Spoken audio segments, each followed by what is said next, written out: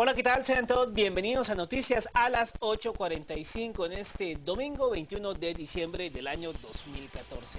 Mucha información que se ha generado en Guatemala y el mundo en las últimas horas y que usted debe de saber antes de iniciar la semana laboral, la antepenúltima de este 2014. Vamos entonces con los siguientes titulares. Azúcar de Guatemala presenta los titulares. Decenas de personas evacuadas y varias casas destruidas es el saldo de un socavamiento de tierra ocurrido en la zona 2 capitalina. Los vecinos aseguran que desde hace tiempo atrás pidieron ayuda, pero ninguna autoridad los escuchó.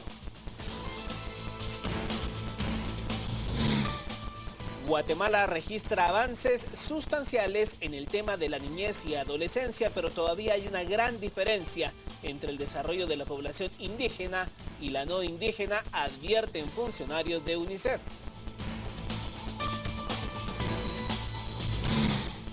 Hijos de guatemaltecos con estatus migratorio legal en Estados Unidos pueden iniciar a tramitar solicitud de refugio condicional para vivir en el país del norte.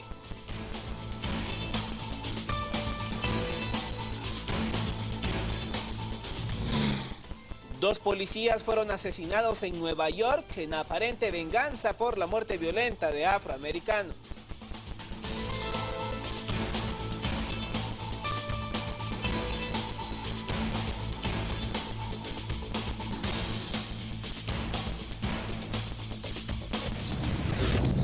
Azúcar de Guatemala presentó los titulares. Damos inicio a la información en Noticias a las 8:45. Este fin de semana un socavamiento provocó la destrucción de varias viviendas en la zona 2 capitalina y otro tanto más quedaron en alta vulnerabilidad. Más de 24 personas fueron evacuadas de urgencia este fin de semana por un socavamiento de tierra registrado en la 16 calle final entre Tercera y Cuarta Avenida, zona 2 en el interior de la finca El Zapote, donde más de 2 viviendas se hundieron. En el lugar, los afectados comentaban que drenajes mal construidos o fuga de agua serían las causas que originaron el siniestro. Las autoridades de Conred les recomendaron a las personas evitar regresar a sus casas, ya que según ellos son inhabitables. Se registró este deslizamiento en donde una vivienda es la que presenta daños severos, severos en el sentido de que no es recomendable que se habite. Según tenemos entendido, es una vivienda que se utiliza como oficina. Tenemos también 4 viviendas más que están en condición de riesgo y fueron evacuadas las personas la tarde del día sábado. Esas personas se refugiaron con familiares, amigos cercanos. No fue necesario habilitar albergue, pero es parte de las coordinaciones que estamos realizando y la verificación que se está realizando. El inmueble más dañado alberga oficinas privadas, pero colapsó toda la parte de atrás y el de la par perdió al menos 2 cuartos y varias paredes quedaron totalmente en el aire. Bueno, fueron aproximadamente 24 personas las que evacuaron, se refugiaron con familiares, amigos cercanos. Estamos dando un seguimiento también a través de la coordinadora local con ellos para establecer las condiciones y ya luego podríamos informar sobre cuál es la recomendación que se da para ese sector, cuál es el área de riesgo que se pueda determinar, pero es parte de todo un proceso que se está iniciando hoy con esta evaluación acá en ese sector.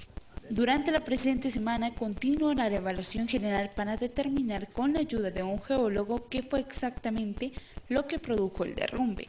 Conred maneja la hipótesis que se pudo haber debido a que en esa colonia no hay sistema de drenaje. Y las familias afectadas por este socavamiento aseguran que desde hace tiempo atrás habían alertado a las autoridades de los retumbos que escuchaban en ese sector. Los vecinos afectados por el socavamiento en la zona 2 capitalina aseguran que la Municipalidad de Guatemala durante 10 años no les ha prestado atención y aseguran que el hundimiento se hizo porque no cuentan con sistema de drenajes. Hace más de 10 años que hay retumbos en todo esto y hay deslaves. Como miembros del comité aquí hace unos 6 años que dejamos el comité aquí del Zapote, peleamos con la municipalidad para que viniera a ver todas estas cosas y jamás han venido a verlo. Hemos peleado con la universidad, que es la que ha provocado que esto, que era un zanjón casi seco, se ha vuelto un río en invierno, y eso ha provocado los derrames fuertes. El entrevistado le hace el llamado a los encargados de la municipalidad para que busquen un mecanismo para que deje de pasar, ya que no es la primera vez que se registra un hundimiento de este tipo. Cambiamos ahora de tema, le contamos que autoridades de UNICEF aseguran que Guatemala ha avanzado sustancialmente en temas de protección a la niñez y adolescencia, pero que aún hay rezagos para la población indígena. El representante de UNICEF en Guatemala, Christian Skong, considera que el país centroamericano ha avanzado en los últimos años en temas relacionados con la infancia, aunque a un ritmo mucho más lento en las regiones indígenas.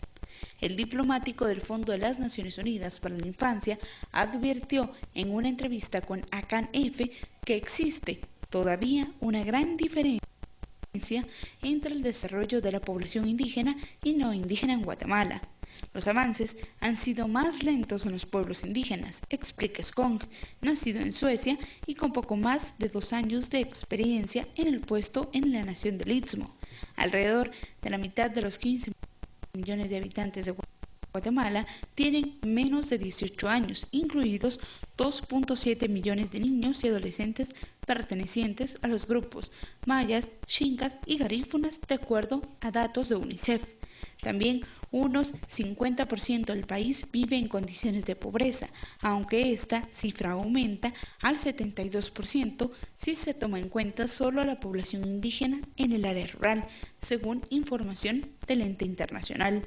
El representante de UNICEF en Guatemala destacó que la nación centroamericana debe triplicar en los próximos 7 años su inversión en la niñez para cosechar un desarrollo a niveles aceptables en los infantes. Y a propósito de la niñez guatemalteca, ya se ha convertido en una costumbre que el fin de semana antes de Navidad se hagan eventos en donde se hace cambio de juguetes bélicos por otros.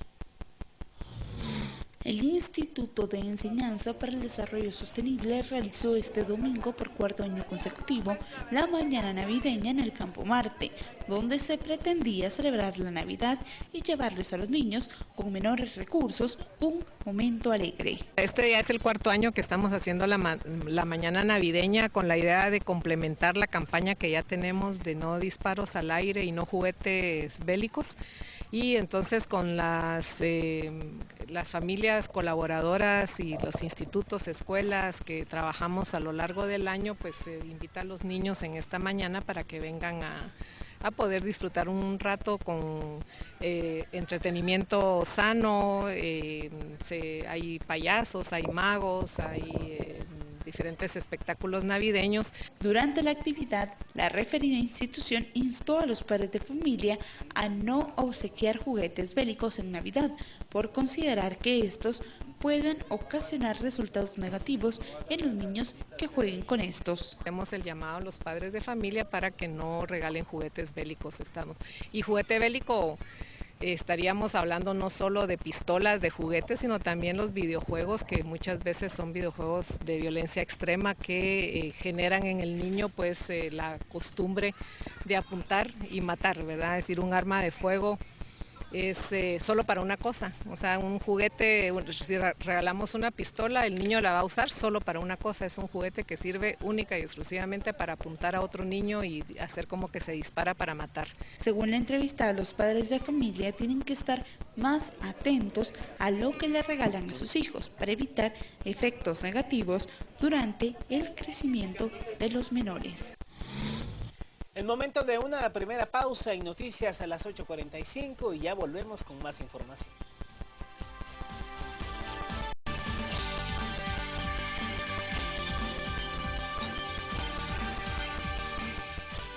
Continuamos con más información en a las 8:45. El Departamento de Estado de Estados Unidos ha anunciado ya cómo pueden proceder los padres que tengan menores de edad, hijos viviendo en países del Triángulo Norte de Centroamérica, para evitar que estos vayan en esa travesía a aquel país no acompañados.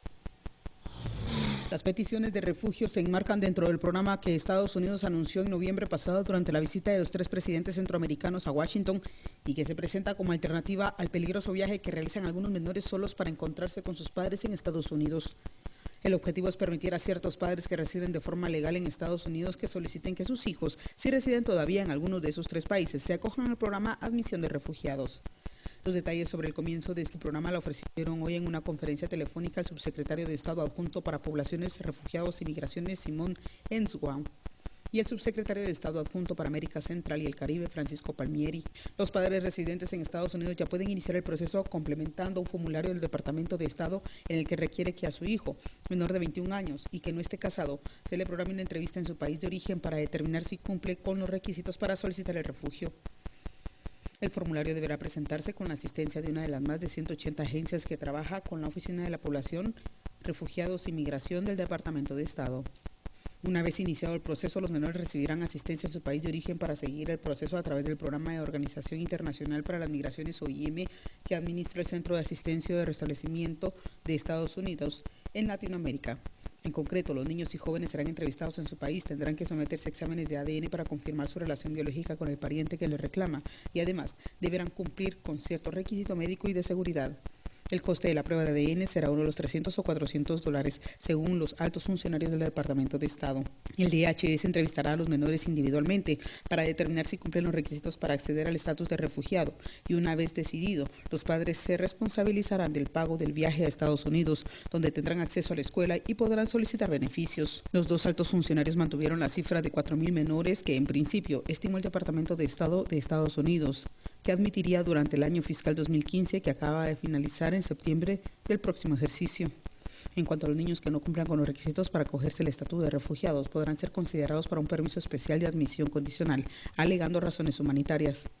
El permiso de ingreso humanitario permite la entrada temporal en Estados Unidos a personas por razones de urgencia humanitaria o un beneficio público significativo, pero no otorga beneficios migratorios a largo plazo. Estas personas tendrán un permiso de distancia inicial de 2 años, para el que pueden solicitar renovación y un permiso para trabajar o ir a la escuela, pero no se les da acceso a los beneficios médicos que facilita el Estado. Y organizaciones de migrantes en Estados Unidos solicitan apoyo del Ejecutivo guatemalteco para difundir las medidas que adoptó el presidente Barack Obama en temas de migración. La Asociación de Guatemaltecos en el Exterior se ve en la necesidad de divulgar y pedirle a las autoridades de gobierno una campaña que explique los beneficios migratorios para muchos connacionales que se encuentran en Estados Unidos.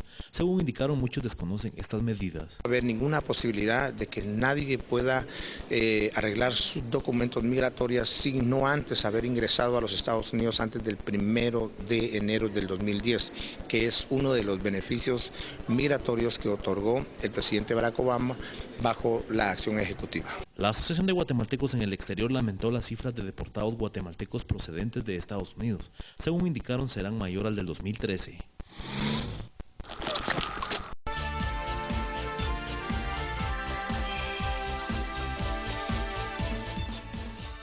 Buenas noches, bienvenidos. Domingo a las 8:45. Es un gusto estar con ustedes para conversar sobre los hechos más relevantes ocurridos a lo largo de esta semana. Una semana que yo debo decir arrancó pues con ese tono remolón de los últimos días del año, ya cuando uno espera en realidad que las cosas vayan pues muy plácidas y tranquilas, y uno como periodista empieza a decir, me tendré que quebrar la cabeza en encontrar qué entrevista hacer, voy a tener que ir a buscar a Santa. ¿De qué tema vamos a hablar acá en esta mesa? ¿De qué vamos a hablar en esta mesa? Pero acá en Guatemala, si algo está garantizado, es que usted va a tener información constantemente hasta los últimos días antes de Navidad. Y yo creo que hasta los últimos días antes del fin de año. Claudia Méndez Arriaza, bienvenida. Buenas noches a todos, ¿cómo están? Pablo Hurtado, bienvenida. Hola. Pedro Trujillo, no menos bienvenido. Yo me río y dice, vamos a tener que ir a buscar noticias. No, hay que ir a buscar a Paola. O sea, hay que ir a buscar a Paola, no las noticias. Paola ya querría verse fugado. Ya contaremos. Yo voy así arañando el fin de año, pero aquí estoy, de pie, para presentar el primer tema de discusión. 15 días antes de que terminara el año, como decía Juan Luis, vimos ese escándalo que tiene que ver con el candidato o precandidato del oficialismo, Alejandro Sinibaldi. La prensa brasileña, que le ha dado seguimiento a una investigación por un caso de corrupción de la empresa OAS relacionada con la empresa Petrobras en Brasil, ha divulgado esta información a partir de la investigación que se realiza en ese país sudamericano. El presidente de OAS, en una de sus oficinas, tenía este manuscrito en su escritorio, donde aparece el nombre de Alejandro Sinibaldi, del presidente Otto Pérez Molina, y se puede intuir o inferir que habla o escribe de unos pagos divididos en cuotas vía un asesor de imagen política, el señor español Antonio Solá, de supuestamente $500,000 cada pago, aparentemente para apoyar la campaña electoral del año 2015. Cuando se conoce esto en Guatemala, inmediatamente el precandidato Sinibaldi sale a decir que él no ha recibido ningún pago de esa empresa y que cualquier cosa que lo revisen, que está limpio, y que tampoco Antonio Solá es su asesor de imagen. Pero en el ínterin también se recuerda que OAS, su filial en Guatemala, o la representada de ellos en Guatemala, tiene un tramo importante en construcción, una carretera que va a comunicar el suroccidente con la frontera mexicana. Y en esa coyuntura yo quisiera agregar un tema más de esta semana. Ustedes vieron que el presidente Otto Pérez Molina también fue aludido en un video que trascendió en la prensa argentina, donde un periodista habla de un funcionario de la empresa Collector, aquella famosa a la que la SAT le iba a dar el subcontrato para realizar operaciones de recaudación, donde menciona que tiene vínculos con el presidente Otto Pérez Molina y que un funcionario de Collector tiene prácticamente control en las aduanas guatemaltecas. Dos hechos relacionados con el partido oficial de esta semana. ¿Quién quiere comenzar? Pues voy a empezar yo. A mí me gustaría ampliar la crítica de este tema. Creo que no ha sido del todo acertado suficientemente centrar las críticas contra Alejandro Sinibaldi. Voy a hacer otra interpretación, no digo que sea la adecuada, pero es otra. Punto número uno, ahí aparecen dos personas. Otto Pérez Molina, el primero, no es Alejandro Sinibaldi, y Alejandro Sinibaldi como ministro de Comunicación. La pregunta es, ¿por qué no se ha planteado esto como un soborno al presidente? Por poner un ejemplo, porque pareciera que hay un direccionismo, no digo, estoy planteando otra tesis, ¿verdad? Punto número dos, pudiera ser, yo estoy haciendo ahora de defensa del señor Sinibaldi sin que él me lo haya pedido, ni yo se lo haya aconsejado. Esto puede ser un soborno al presidente para que su ministro de Comunicaciones, que es ese, pueda ser precandidato a la campaña. Porque la lectura fue al revés, decís tú. Correcto. Se centró en Sinibaldi. Correcto. Y además, también ahí hay pagos a diputados. Pone 105 diputados, ¿no? ¿Qué fue aquí? Fue un soborno, suponiendo que esto sea así, ¿verdad? Fue un soborno al presidente y a la bancada para apoyar a un candidato que evidentemente está ahí, y no necesariamente al candidato. Porque hay que recordar una cosa y termino con esto. Solá era asesor del presidente. Entonces, ¿por qué todo se ha apuntado al señor Sinibaldi? Todo, no hay un solo texto que no diga al candidato, y se ha obviado esta otra dimensión que también podría tener sentido. Me parece interesante tu punto, porque en todo caso Sinibaldi... Es que vengo inspirado hoy, ¿eh? Sí, venís inspirado. Yo pienso que ese documento que surgió en Brasil y que en buena hora fue hecho público, a los guatemaltecos en realidad puede decirnos poco en términos precisos.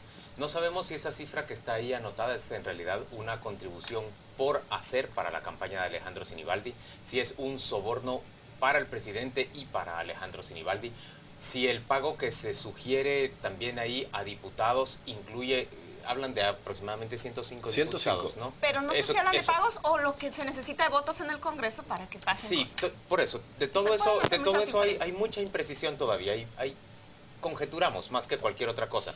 A mí sí me queda claro que el señor Solá no trabaja con Alejandro Sinibaldi. Más bien veo que hay una relación ahí de tiquismiquis. Solá le responde a Roxana Valdetti, Sinibaldi escogió al señor Bengoechea de Miami. Pero me parece al final que estas imprecisiones o estas conjeturas que estamos levantando, porque no podemos hacer otra cosa más a partir de ese texto, lo que nos conducen a nosotros es a fomentar o a sustentar una sospecha que tenemos desde hace mucho tiempo.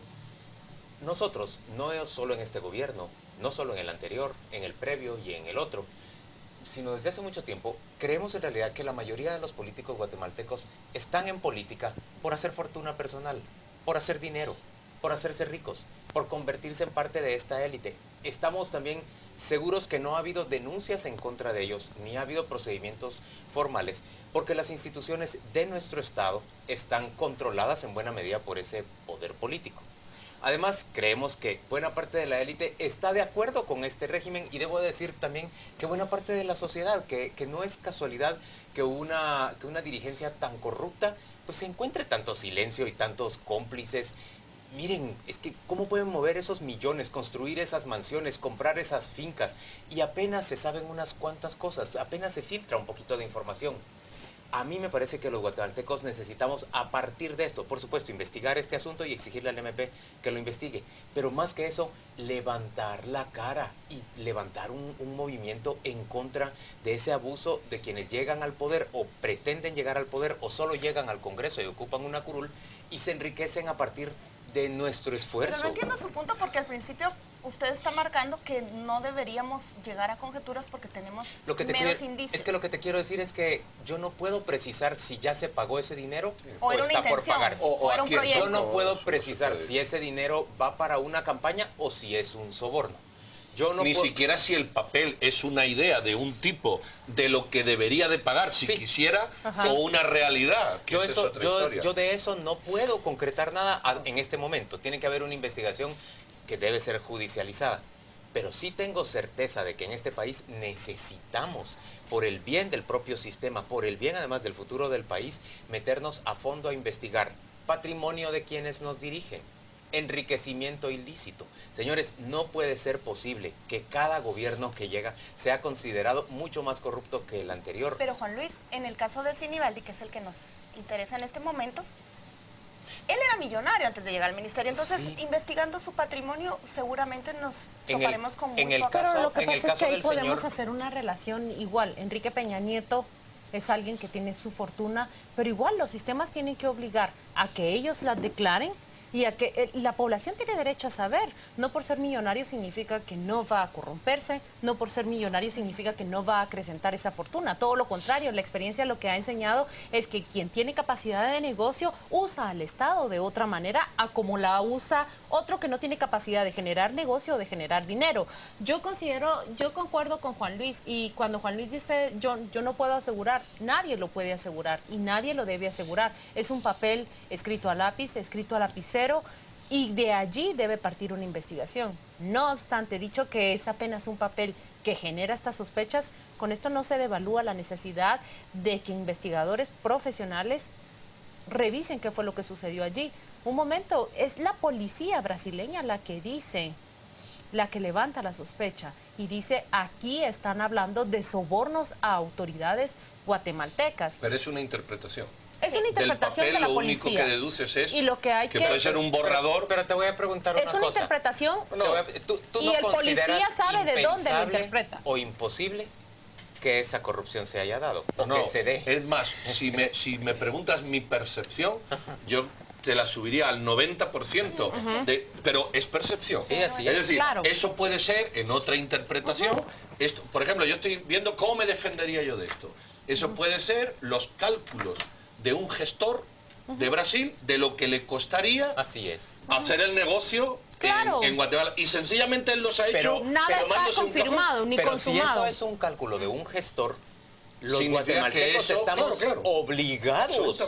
Corre por nuestra cuenta hacer esa investigación y establecer. Y ahí es donde yo digo que me preocupa. Miren, yo estoy de acuerdo con ustedes en que es inapropiado salir a decir prácticamente que la Fiscalía General o la nueva fiscal del Maldana está alineada con el gobierno y no está dispuesta a hacer ninguna investigación. Tiene muy poco tiempo de encontrarse en el cargo. Me parece que todavía necesita, digamos, de mayor espacio para demostrar qué cosas puede hacer. Pero nosotros sí tenemos razones para temer que las instituciones en el país están controladas por los políticos. Queremos ver independencia, queremos ver que investiguen. Pero quiero hacer una comparación. Imagínense que un diputado tuviera la idea de sobornarnos a los 4 de a las 8:45 vía un lobista que nos va a ir a ofrecer no sé, X cantidad de dinero. No, X no, dila, por si alguno quiere hacer, que sepa dónde tiene ni que en broma, partir, yo dila, con hombre. eso, ni en broma. Bueno, Yo, está bueno. no, pero imagínense que este diputado fuera investigado por otro caso, un caso de corrupción, le incautaran en su oficina documentos y apareciera Pedro Trujillo, tanto dinero, o sea, tanto. Y eso nunca llegó ni siquiera a ofrecerse. Te quiero corregir, solo hablando a mi nombre de los 4, ¿eh? No, el que está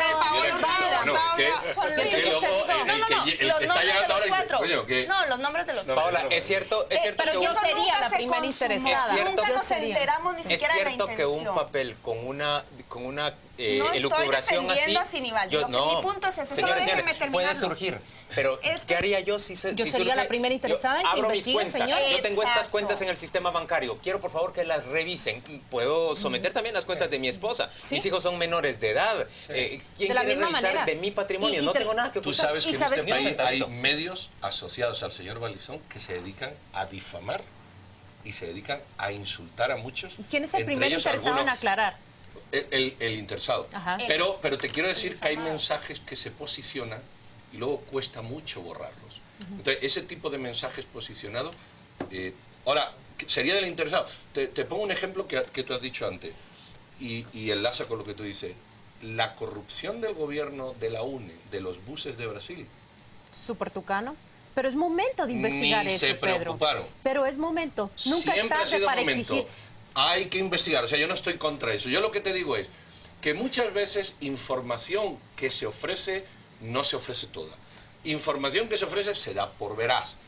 Y, o sea, es más complejo. Y yo estoy de acuerdo en que hay que investigar. Y este es un buen momento. Siempre hay que buscar un buen momento. Este es un buen momento. Miren qué sorprendente cómo Prensa Libre en su editorial salió a comparar este escándalo con el de Rodrigo Rosenberg en la era de Álvaro Colom. Rodrigo Rosenberg, un video en el cual se acusa al presidente no solo del asesinato del abogado, sino también se le acusa de actos de corrupción. ¿Quién fue el primero en pedir que un ente internacional y completamente independiente investigara lo que allí sucedía? Fue el propio presidente Álvaro Colom. Y aquí no lo estoy diciendo de esa manera. Doña Sandra jamás se avino a ser interrogada. Cuidado.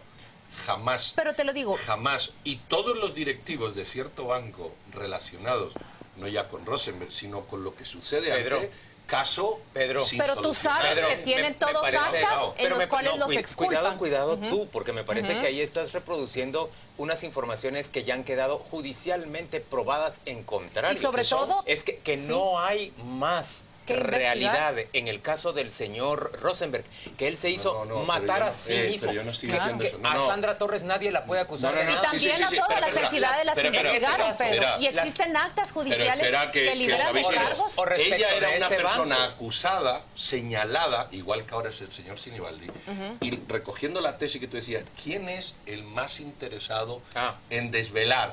El más interesado en esta ocasión debería ser el señor Sinibaldi y el señor Pérez Molino, los diputados. El partido. En aquel caso, el más interesado debería haber sido doña Sandra y jamás se avino a eso tampoco. Es decir, que ninguno de estos políticos se aviene a dar esa cara en esa teoría que tú estás hablando. Plano, eso es lo que yo en ese digo. plano que digo yo. Es que pienso que el más interesado es el pueblo, somos nosotros. Entonces, nosotros, por medio de las instituciones, tenemos que lograrlo. La idea que yo quería terminar es que como todo lo que se tienen son indicios e inferencias, y Alejandro Sinibaldi tiene poca intención de abrir sus cuentas, lo que veo es mucha debilidad de esa carta que le envía la fiscal general al procurador general brasileño que le informe de lo que tienen, porque esa investigación no salió del procurador, salió de la prensa brasileña, y creo, mi expectativa es que este caso se va a diluir y no vamos a conocer más allá de lo que la prensa brasileña va a decir allá. Pero escucha, eso es lo oficial, Paola, que lo hablábamos antes de empezar. No hay una un fiscal, espérate, un fiscal de aquí, si abre una investigación, no la abre, la tiene que abrir ¿con qué? Entonces, es razonable que la fiscalía le diga a su par en Brasil, mire, como esto ha salido filtrado, porque ha salido filtrado, ¿verdad? Pero eso ahora, mándeme. Si es razonable, hombre. Pero verdad que también es razonable. Pero verdad que también es razonable que una fiscalía de oficio empiece ya a investigar. Pero es que cuando venga la... Pero permíteme, déjame hablar.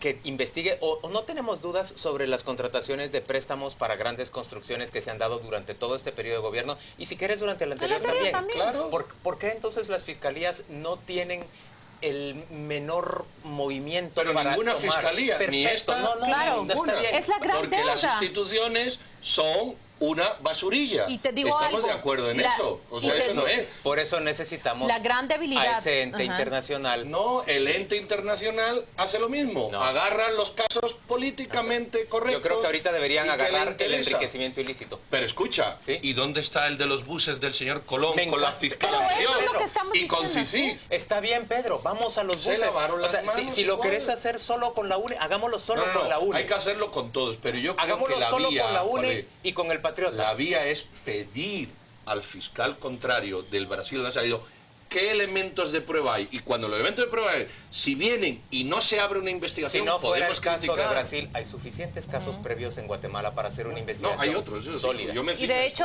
si no fuera por eso, no existiría ni siquiera la figura de investigación Sí, de de acuerdo oficio. que- La sola sospecha llama a una Sí, fiscalía de a acuerdo averiguar. que la fiscalía investigó a Portillo y con Sisi decidieron no seguir y extraditarlo. Y eso tampoco es justicia. Está bien, Pedro. Ok, Pero es que lo ok. que querés decir...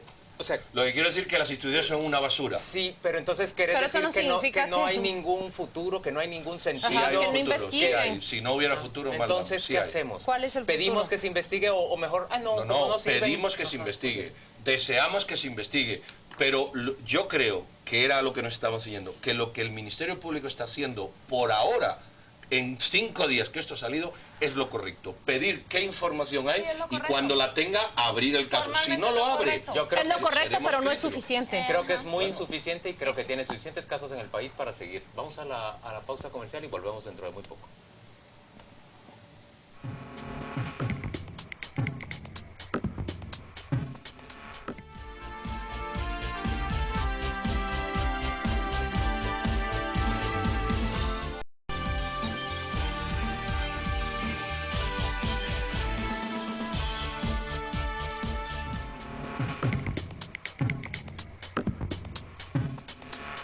Segundo tema de discusión de la semana. La Corte de Constitucionalidad ha otorgado el amparo definitivo con el que ordena que se repita el juicio a Efraín Ríos Montt. Pero contrario a lo que planteaba o pretendía su defensa de que se retrotrajera el caso hasta noviembre de 2011, cuando él aún era diputado del Congreso de la República, la Corte ha ordenado a la sala, a la judicatura, que simplemente repita todo el proceso, todo el juicio que se llevó a cabo el año pasado, desde marzo hasta el 10 de mayo, cuando se dicta una sentencia condenatoria que luego fue revocada por la misma Corte de Constitucionalidad. La defensa de Ríos Montt, por supuesto, no está de acuerdo en los plazos o la fecha hasta la que se va a retrotraer el proceso. Por su parte, asociaciones o organizaciones como CalDH, organizaciones de derechos humanos, aunque estaban en desacuerdo que se repitiera el juicio, creen que al menos es un punto intermedio donde se puede replantear. Pero una cosa, ya se avisa de la revictimización de los testimonios, de los testigos que van a tener que volver a narrar en esa sala sus historias por los que se le quiere acusar a Efraín Ríos Montt de genocidio, y también personas que ya no van a poder contarlas. Hay una persona muerta que ya no podrá testificar como el año pasado.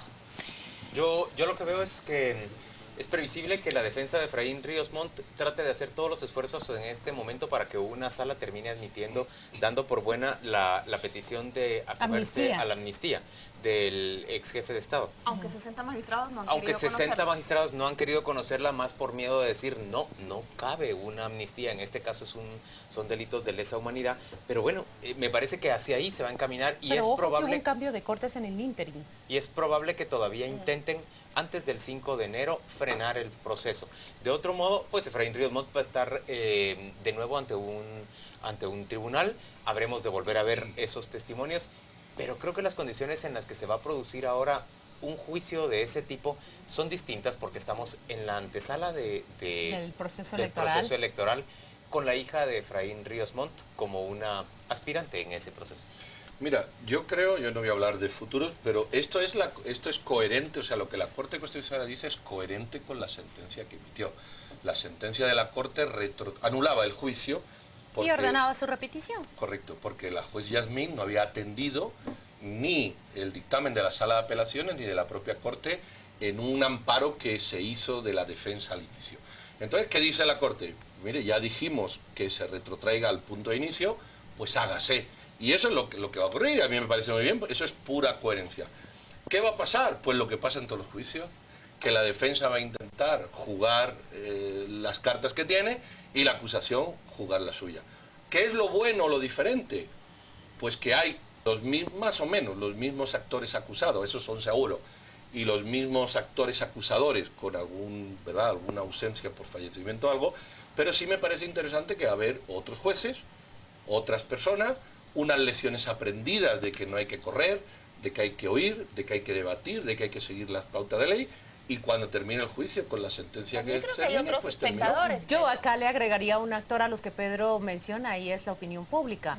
Si en aquel momento, en 2013, la opinión pública tuvo un peso, tuvo una actitud hacia el tema, si todo ese juicio que duró por lo menos un mes, mes y medio, levantó nuevamente discusiones que habían quedado calladas a lo largo del tiempo, vamos a ver cómo se comporta la opinión pública ahora. A mí me gusta traer a la conversación el caso Chamán. Ustedes recuerdan que es una de las primeras masacres que son juzgadas del conflicto armado y se ve sometida a un proceso de repetición de juicio.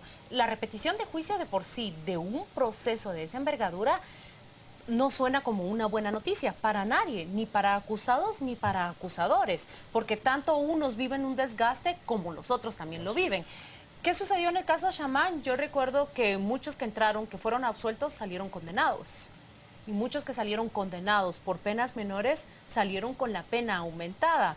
Así que en una repetición de juicio nuevamente te la juegas. Estás frente a un nuevo tribunal, vas a presentar el mismo cuerpo de prueba. Recordemos que nada de eso puede cambiar porque con el mismo cuerpo de prueba que se presentó ante el tribunal presidido por Yasmín Barrios e integrado por Pablo Chitimul y Patricia Bustamante es exactamente lo mismo que se tiene que conocer. Concuerdo con Juan Luis y con Pedro, ha cambiado, el tiempo ha cambiado, no es lo mismo que mayo del 2013, no sé si la discusión por un segundo replay va a causar tanta irritación como causó en aquel momento, pero habrá de verse si el 5 de enero verdaderamente se inicia ese juicio o un recurso de amnistía que está en juego tiene una solución. Yo también pondría en duda si la expectación, la observación y el seguimiento que vimos de ese juicio por parte de la prensa, observadores internacionales, sería aunque sea la mitad de lo que vimos el año pasado. Yo pienso que va a ser mucho menor, este juicio va a ser menos mediático. ¿Tú crees que va a ser menos mediático? En algunas etapas seguro no. Digamos que se pierde la perder la primicia, como que vuelves a ver una historia, ¿no? Una película que la viste y la vuelves a ver, bueno, sí, la ves con atención, pero ya no. Pero por otro lado, la agenda mediática con elecciones encima, es que va a competir son otras circunstancias, otros espectadores también. Y bueno, esperar, ¿no? Bueno, veremos si logra la defensa quería introducir impedir que haya proceso. Un segundo tema en este segmento que tiene que ver con Estados Unidos y Cuba. Vimos que restablecieron relaciones estos dos países enemistados prácticamente desde 1960 y se ha recibido con mucho optimismo esta apertura comercial, un poco turística, aunque no del todo, de Estados Unidos hacia la isla. El embargo económico sigue vigente. Todavía Cuba tiene, los estadounidenses tienen prohibiciones para viajar a Cuba por turismo, por ejemplo, pero vamos a ver, en los siguientes 12 meses, quizás una Cuba mucho más conectada con el mundo vía internet, vía sus propios habitantes, vía sus visitantes, y también una Cuba que podrá empezar a activar parte de su economía a partir de esta levantada de pulgar del señor Obama en Estados Unidos, con la oposición de los republicanos y de su Congreso. Yo creo que esto ha levantado más expectativas de las que realmente ofrece por ahora. Pareciera que, ya se puede hacer en Cuba cualquier cosa, y no es así. De momento lo que hay es una voluntad de iniciar relaciones diplomáticas, punto. Es decir, esto ha levantado una expectativa mayor que la que corresponde. Lo segundo es que ha habido muchas interpretaciones, yo no sé cuál es la correcta, pero quizá entre todas está la buena. Uno, presiones de sectores económicos norteamericanos que ven cómo ahí, por ejemplo, se desarrollan empresas españolas que llevan añales y que cuando eso se abra de una manera más contundente que ahora, resulta que los vecinos son los que van a estar en peores posiciones para hacer negocio. Entonces, muchos, digamos, republicanos han dicho, bueno, estos son sectores económicos espurios que ponen sus negocios por encima de la política. No sé si es verdad o no. Otra cosa es que yo veo que el señor Obama, desde que perdió las elecciones pasadas, bueno, el Partido Demócrata, el señor Obama está dando muchos palos en política internacional porque hay temas que no puede resolver, pero necesita salir airoso. Temas que no puede resolver o que no ha resuelto es Irak, es Afganistán, vemos Pakistán, su socio, es Guantánamo y es la pérdida de poder, por ejemplo, con los temas de Siria, con Putin y con China. Es decir, el señor Obama, en mi opinión, ha sido una de las peores políticas exteriores externas, peores en el sentido de pérdida de protagonismo del presidente norteamericano. ¿Migración no lo incluirías? ¿Perdón? Migración no lo incluirías. Bueno, puede ser migración, la propia reforma sanitaria, pero esas son más internas. Entonces, y Venezuela. Entonces, con esto que hace, hunde a Venezuela de alguna manera, obvia, atrae la atención de Cuba, Venezuela y el Mercosur se pierde, que también podemos hablar, y él sale airoso y dice, bueno, y si esto no funciona, por los republicanos que no quieren que funcione, y deja la pelota en el tejado de los republicanos. Entonces yo creo que aquí hay más juego político y sobre todo de política exterior que realidades tangibles en el corto plazo que ojalá se hagan. Yo no apuesto por el embargo. El embargo para mí de Cuba terminó con la Guerra Fría. A partir de ahí no tenía un papel real. En la Guerra Fría sí, porque tenía un costo diferido a Cuba, perdón, a Rusia. Hoy día, después de la Guerra Fría, el costo... Solo para sus habitantes. Correcto. Yo pienso que sí tiene una gran relevancia este acuerdo que va rumbo a normalizar las relaciones entre Estados Unidos y Cuba. Me parece, por supuesto, que se convierte en un tema de política interior, sobre todo porque el lobby cubano pues se encargará de que en Estados Unidos de que esto no prospere, de que no se puedan normalizar las relaciones, de que no se pueda enviar un embajador. Recuerden ustedes que el Senado tiene que dar su aprobación para cualquier nombramiento. También es por las dos cámaras que tiene que pasar el levantamiento de las sanciones económicas a Cuba y del bloqueo. Pero me parece a mí que Estados Unidos está dando un paso que es trascendental y que Cuba también está dando un paso que es fundamental para desarmar un pleito que ha durado demasiado tiempo y que ya no tiene... 61 fue, ¿verdad? Ya no tiene mucha razón de ser. En términos generales, pienso que es una gran víctima Venezuela, pues que Venezuela sale herido de este acuerdo entre Cuba y Estados Unidos, que lo mejor que le podría ocurrir a Cuba es que se abran las relaciones con Estados Unidos y que entre capital estadounidense, pero que entren muchas otras cosas también. En realidad que haya más aires de libertad adentro de Cuba, pero también que Estados Unidos deje de actuar con la prepotencia y la arrogancia con que ha actuado contra un país que es sumamente pequeño y que es díscolo, ¿no? O insumiso, pues, que no quiere actuar tal y como Estados Unidos. A pesar de ese hay una victoria emocional. Ajá. Digamos, está vivo todavía Fidel Castro y ha visto un acuerdo con Washington. Washington ha tenido que venirse a buscar un acuerdo. Está bien, pero yo pienso que esa victoria emocional o esa victoria simbólica es mucho menos relevante que lo que se abre para los dos países. Yo no puedo agregar más de lo que han dicho Pedro y Juan Luis y comparto mucho de lo que Juan Luis dijo, pero tal vez me voy a enfocar más bien en la isla. Ven ustedes cómo desde que Fidel Castro deja el poder y lo asume Raúl Castro, hay una serie de cambios que apenas estamos viendo los primeros cinco años con 10 cambios que son fundamentales. Cuba no va a ser lo mismo, si no es la misma en el momento que Fidel Castro dejó el poder. En este momento no va a ser ni siquiera lo mismo al final del año siguiente y hemos de ver todos los cambios que van a traer a la isla, no sé si decirlo de esta manera, al mundo occidental, al mundo moderno, liberar completamente ese cierre que fue, tanto como dice Pedro, oficial y no oficial desde la Guerra Fría. Pero creo que hemos de ver muchos más cambios allí. Pues ojalá, porque el pueblo cubano se lo merece. El pueblo cubano tiene un retraso sustancial y habrá que ver cómo un pueblo acostumbrado a, digamos, a que haya un control de gobierno en todas las actuaciones que hace, donde trabaja, donde come, donde vive, cuánto paga la cartilla de racionamiento, abrir eso es una olla de presión. Supongo que habrá gente que esté deseosa de salir y desarrollarse y habrá gente que sea analfabeto funcional en el sentido de decir, bueno, ¿Y qué hago yo ahora si llevo toda la vida sujeto a una forma de ser? Es decir, Cuba tiene o puede tener un problema de adaptación. Entendí bien que iban a permitir dentro de la parte de la embajada y todo, y era como permiso para importar materiales de construcción, o yo me lo inventé. Es que creo que lo leí, que los materiales de construcción ya no iban a poder importarse libremente, y yo creo que eso sí te va a tener un impacto físico Pero mira, en la el problema, infraestructura Yo veía a la BBC preguntándose si van a sobrevivir esos hermosos carros de época que todavía circulan por La Habana. Pero mira, hay un problema en Cuba que hay que resolver antes de todo esto, y es la capacidad del cubano de ofrecer su mano de obra voluntaria.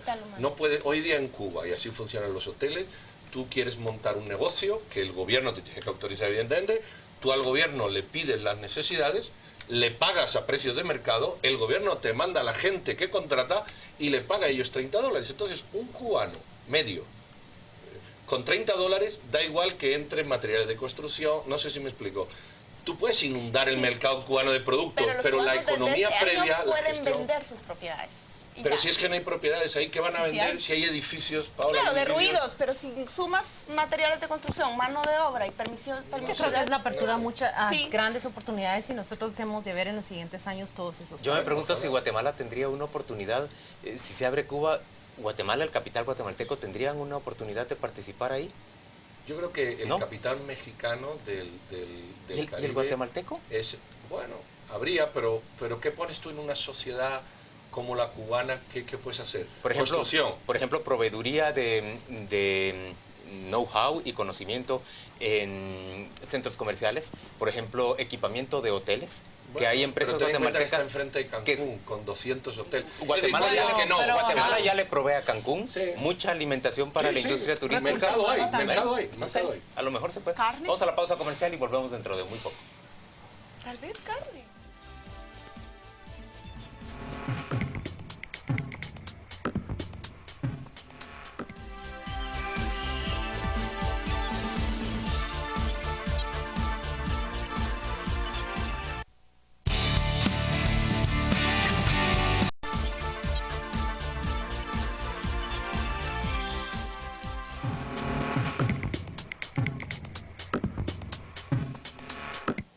Fuente reservada. Usted probablemente ha visto en los últimos días que se ha hecho publicar en un diario a toda página un comunicado o una exhortativa del partido PLP, que se encontraba prácticamente en hibernación, el Partido Liberal Progresista, llamando a sus instancias a desarrollar asambleas y a reactivarse.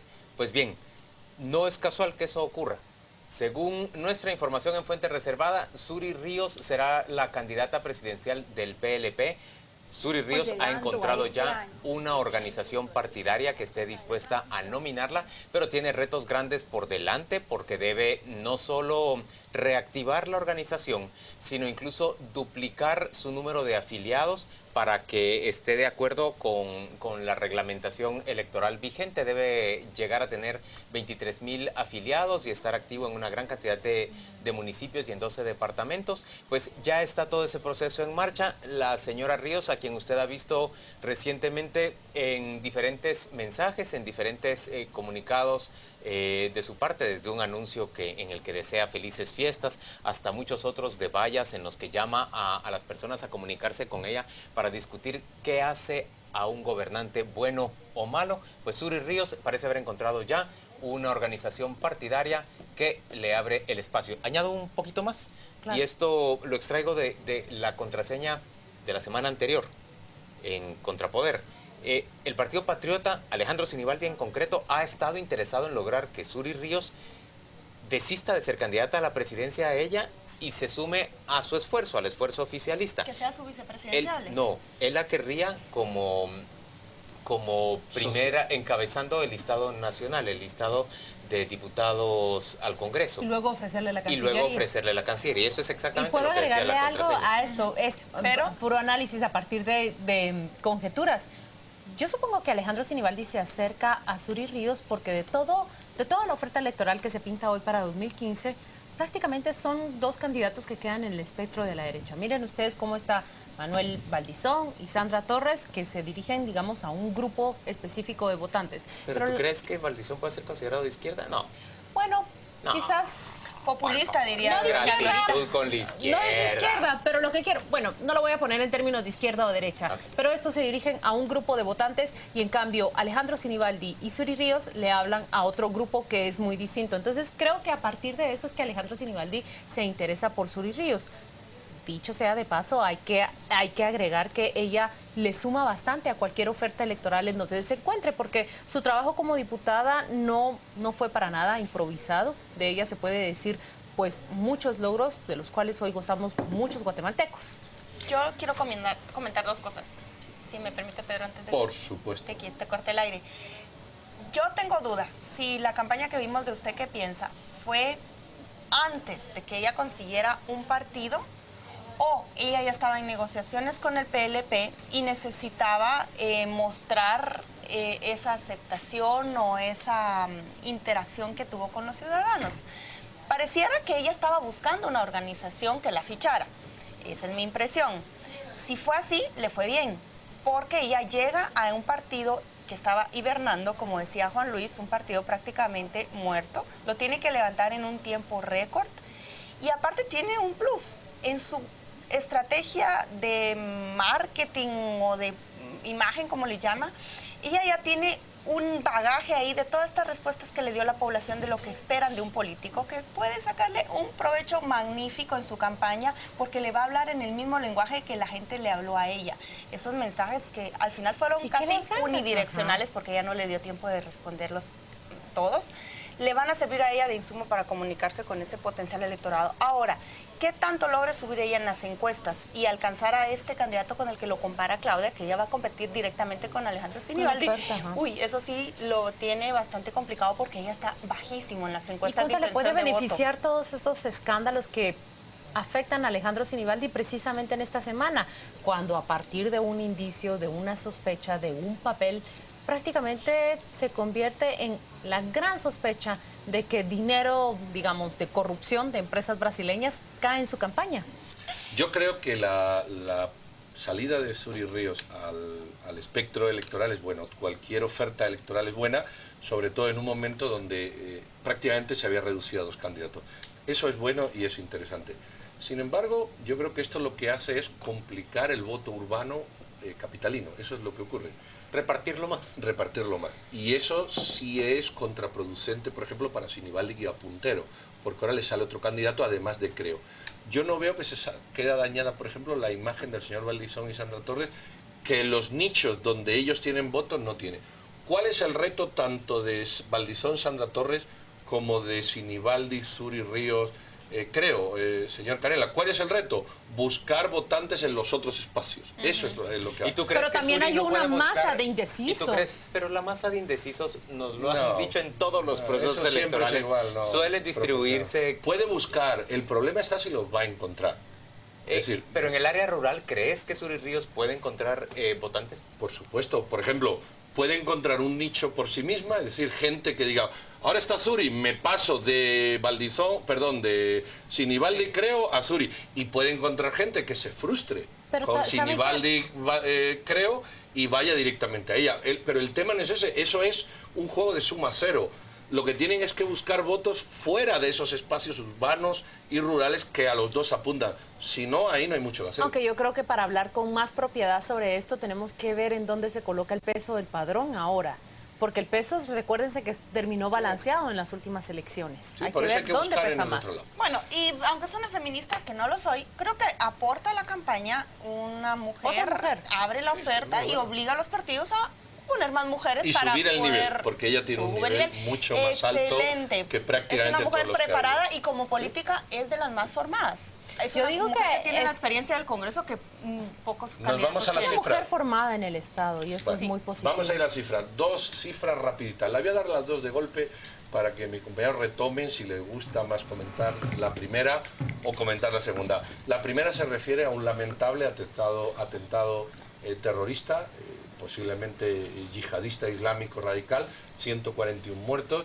Recuerden que Pakistán es el socio natural de los Estados Unidos en esta guerra, sobre todo del terrorismo talibán, y Osama Bin Laden está en Pakistán. Es decir, es un punto clave que a veces se nos escapa y uno se focaliza más en Afganistán y en Irak o Irán, y sin embargo Pakistán está ahí. La otra cifra, que es nacional y no internacional, y lamentable como esta, se refiere al salario mínimo. El salario mínimo... ¿Lo encuentra lamentable, Pedro, que se le haya subido 5% al salario? No, lamentable la otra. Okay. No, esta no. Esta también es lamentable, pero por otra razón. Esta no es lamentable, la otra. Igual lo quise decir de esta manera y salió mal. El 5% del incremento del salario mínimo, y de aquí yo solo tengo que decir dos cosas. Esto es una mentira, económicamente hablando, esto es una mentira, pero hay una cosa que comprueba que es una mentira, y todo el mundo sabe que es una mentira y lo permite, que es que se establecen 2 salarios mínimos. Como si la gente del campo y la maquila comieran distinto. Esa es la mentira. Ahí ves que es una mentira consentida. Porque si de verdad se apostara por un salario mínimo sobre la base de un costo de canasta básica, que ya Hazli hace tiempo, el economista tiró esa teoría, pues tendría que ser para los dos igual. Pero no. Fíjate si es una mentira consentida y entendida. Dice, no, vamos a hacer 2 salarios mínimos. Uno para los agrícolas, otro para los agrícolas, que es el mismo, y otro para las maquilas. Dice, oiga, ¿y los de las maquilas viven distinto? Pues fíjese. Y ahí te demuestra que es una falacia más de estos interpretadores de la economía. Pero bueno, ahí tienen 2 historias para que ustedes... Yo quiero comentar la última. Si le das a una familia, a un jefe de familia, 114 quetzales más cuando termine enero, yo quisiera saber qué hace con ese dinero. O el del trabajador de la maquila, 94 quetzales más. ¿Qué paga con eso? ¿Pagará un poco más de pan? Eso se lo preguntaba Mises en un libro. Es ridículo. Y decía, ¿por qué? Y eso que tú dices se lo preguntaba Mises ya hace años en un libro. Y decía, ¿por qué se hace un ajuste de canasta básica si no existe la información fehaciente de cómo la gente en cada momento se gasta su dinero? Esa falacia va a ya se la hacía su teléfono, no sé, pero eso no tiene un impacto directo en los 500 quetzales que subió la canasta básica vital entre enero y diciembre de 2014. Y lo otro, de lo de Pakistán, yo creo que esa cifra de 141 va a ser poca comparado con las muertes que se prevé van a ocurrir en Pakistán cuando se va a retirar esta moratoria sobre la pena de muerte. Entiendo que hay 8.000 presos en este conflicto que podrían empezar a aplicarle la pena de muerte a raíz de este ataque. Lamentable. Yo pienso que, a ver, esa guerra espantosa que se libra en el Oriente Medio y en Oriente en términos generales, de verdad cada vez nos da imágenes y hechos más grotescos. Es espantoso pensar que uno podría vivir sometido a esas condiciones. El Wall Street Journal del día miércoles publicó una fotografía en primera plana de una madre adolorida frente al ataúd de su hijo. A estos muchachos fueron a buscarlos los talibanes, incluso por debajo de las bancas donde se estaban escondiendo, los sacaban de uno en uno y les daban disparos en la nuca.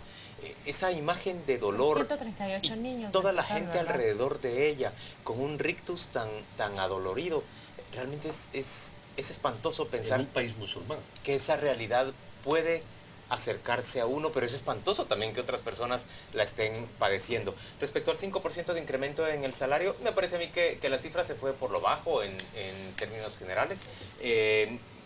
Tiendo a creer un poco lo que dice Pedro, que acaso los señores de la maquila comen menos. Lo que pasa es que desde la época de Álvaro Colón se le tiene consideración a esa industria porque se habla de la necesidad de controlar vía el pago de mano de obra, pues los costos para que siga siendo competitiva frente al mercado internacional.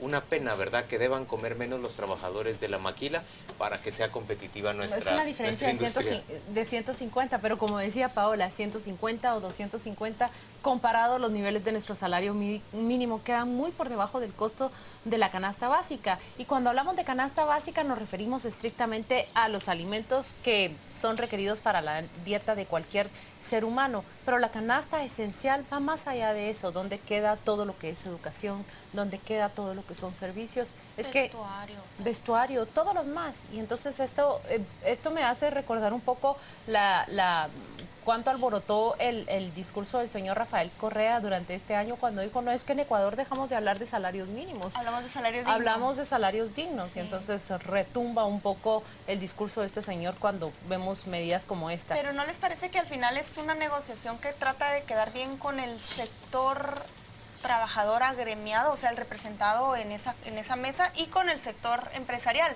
Pero hablan entre ellos, en los códigos de ellos, y él realmente no se está pensando en el trabajador que está recibiendo esos 96 y 94 quetzales más.